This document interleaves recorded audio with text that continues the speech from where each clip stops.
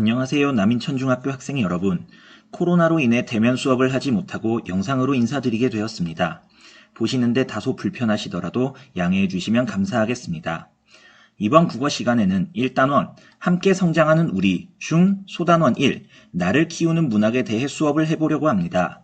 이 소단원에서 학생 여러분은 이중간의 딱지와 헤르만 헤세의 공장나방을 감상하고 이를 통해 자신의 삶을 성찰하는 법을 배우게 될 것입니다.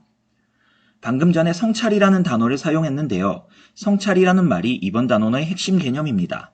성찰이란 간단하게 말해 자신의 삶을 되돌아보는 것을 말하는데 문학작품을 감상한 후 이에 비추어 자신의 삶을 반성하고 여기서 교훈을 얻어 이를 나의 것으로 내면화하는 것을 말합니다.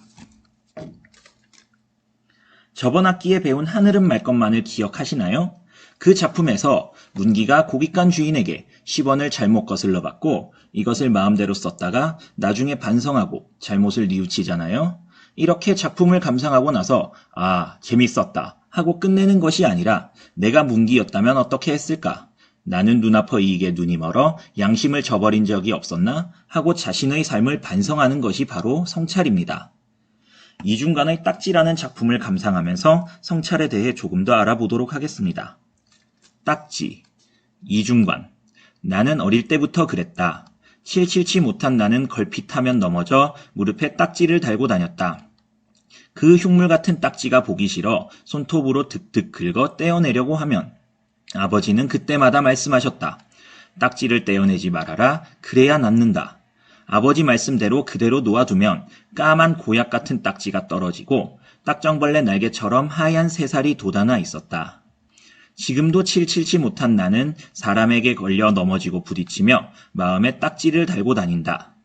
그때마다 그 딱지에 아버지 말씀이 얹혀진다.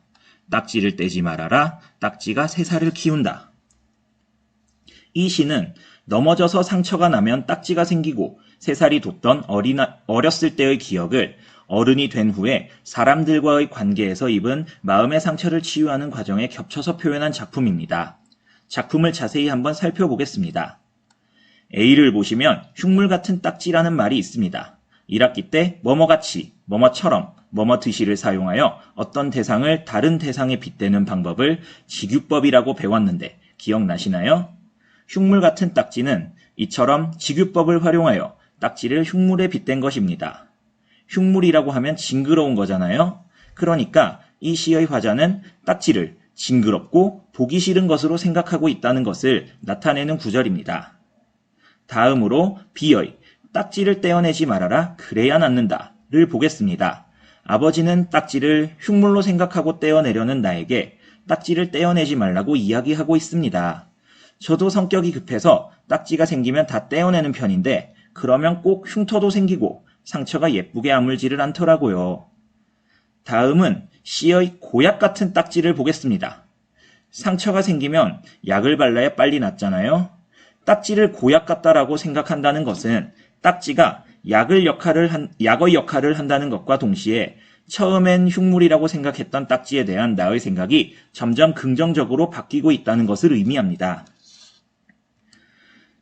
D를 보시면 새살이 딱정벌레 날개 같다고 하고 있습니다. 딱정벌레의 날개를 보신 적 있나요? 딱딱한 껍데기를 들추면 속에 투명한 날개가 들어있어요. 그래서 딱지 아래 새살이 돋은 모습을 딱정벌레의 날개에 빗댄 것이지요. 또 새살을 하얗다고 표현해서 까만 딱지와 색깔을 비교하여 다 나은 것을 더 효과적으로 표현하고 있기도 하지요.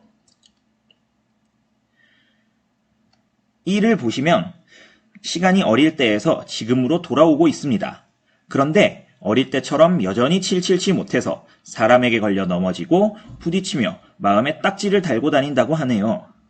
학생 여러분도 사람 때문에 상처받은 일이 있으실 거예요. 작가는 어렸을 때 넘어져서 생긴 상처와 사람 때문에 생긴 마음의 상처를 같은 것으로 보고 있는 것입니다. 마지막으로 F를 보시면 B에서 나왔던 아버지의 말씀이 다시 나오고 있어요.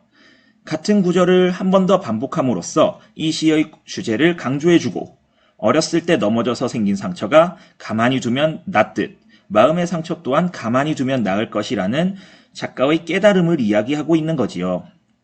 이렇게 해서 이 시의 주제는 시련을 극복하고 성장해 나가는 인생의 과정이 되는 것입니다.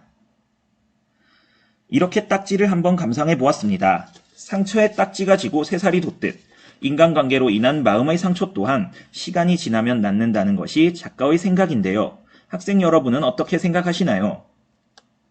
나는 인간관계 때문에 생긴 상처를 이렇게 극복했는데 하고 자신의 삶을 한번 성찰해보며 이번 시간은 마치도록 하겠습니다.